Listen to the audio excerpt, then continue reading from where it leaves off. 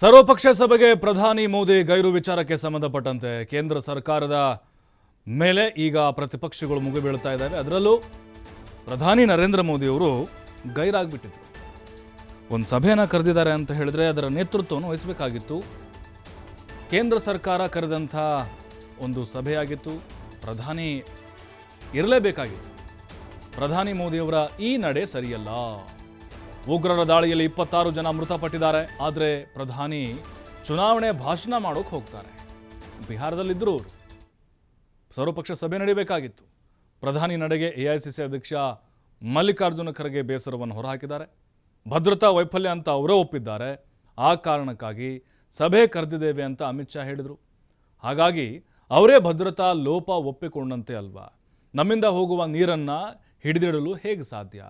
ದೇಶಕ್ಕೆ ಒಳ್ಳೆಯದಾಗಲಿ ಎಂದು ಸರ್ಕಾರ ನಿರ್ಣಯವನ್ನು ಕೈಗೊಂಡಿದೆ. ಕೇವಲ ಟೀಕೆ ಮಾಡುವ ಬದಲು ಫಲಿತಾಂಶ ನೋಡೋಣ ಅಂತ ಖರ್ಗೆ ಹೇಳಿದ್ದಾರೆ. ನಾವು ಅವ್ರ ಮುಂದೆ ಇಟ್ಟಂತ ಮೊದಲನೇ ಪ್ರಶ್ನೆ, ಪ್ರೈಮ್ ಮಿನಿಸ್ಟರ್ ಇದನ್ನ ಸರ್ಕಾರ ಮೀಟಿಂಗ್ ಕರೆದ ಮೇಲೆ ಸರ್ಕಾರ ವತಿಯಿಂದ ಪ್ರೈಮ್ ಮಿನಿಸ್ಟರ್ ಹಾಜರಿರಬೇಕಾಗಿತ್ತು. ಅವ್ರು ಹಾಜರಿಲ್ಲ. ಅದಕ್ಕಾಗಿ ಇದು ಸರಿಯಲ್ಲ. ಇಂಥ ಘಟನೆ ನಡೆದಿದೆ.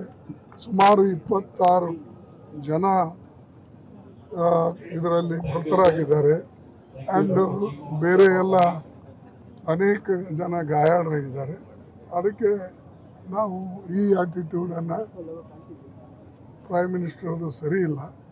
ಎಲೆಕ್ಷನ್ ಭಾಷಣ ಮಾಡೋಕ್ಕೆ ನೀವು ಬಿಹಾರಕ್ಕೆ ಹೋಗ್ತೀರಿ, ಇಲ್ಲೇ ದಿಲ್ಲಿಯಲ್ಲಿ ಬರೋಂಗಿಲ್ಲ, ಮೀಟಿಂಗ್ ಅಟೆಂಡ್ ಮಾಡಲ್ಲ ಅಂದರೆ ಅವ್ರು ಸೀರಿಯಸ್ ಇಲ್ಲ ಅಂತ ಅದರ ಅರ್ಥ.